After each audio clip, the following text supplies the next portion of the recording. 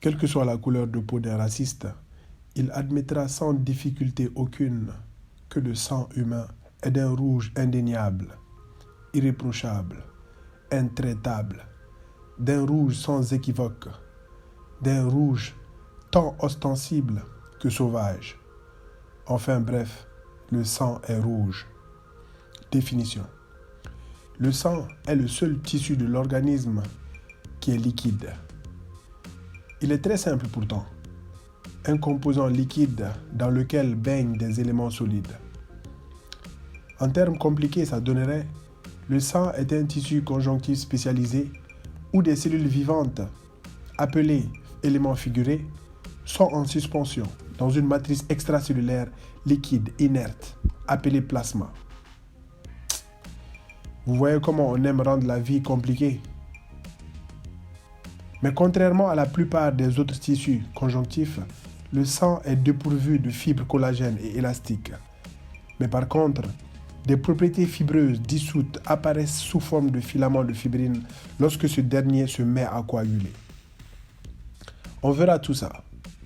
Maintenant, pour voir tout ça, il suffit simplement de prélever un échantillon de sang, de le centrifuger. Ainsi, les éléments figurés se déposeront au fond de l'éprouvette, tandis que le plasma, moins dense, flottera à la surface. Comme ici. Tout comme on avait dit, juste deux parties. Un liquide appelé plasma qui occupe 55% du sang total, mais on verra plus tard que ce n'est pas que du liquide. Et des éléments figurés du sang, subdivisés comme suit. Regardez la partie rouge là. La majeure partie de cette masse rougeâtre accumulée au fond est composée d'érythrocytes, ou plus communément appelés globules rouges, dont la fonction est de transporter l'oxygène.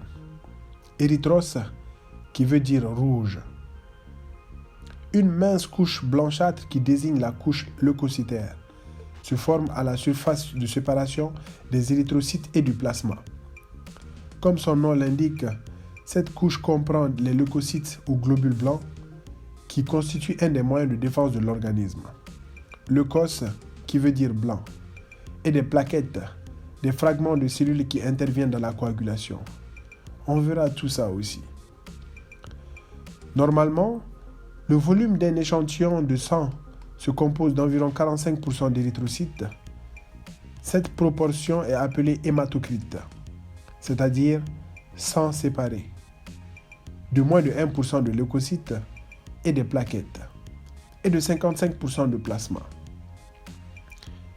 La valeur normale de l'hématocrite est cependant variable. Chez l'homme en bonne santé, la normale est de 47% plus ou moins 5%. Chez la femme, elle est de 42% plus ou moins 5%. Bon, voilà encore qu'ils aiment rendre la vie un peu plus difficile. Pour moi, tant que vous savez ce que c'est que l'hématocrite, de quoi est composé le sang, et qu'est-ce que c'est que exactement le sang, ça me suffit largement. Ces valeurs, pour moi, ne sont vraiment pas à retenir par cœur. Nous avons déjà des laboratoires et des machines sophistiquées qui nous donnent des valeurs. Pourquoi donc s'encombrer le cerveau de chiffres inutiles?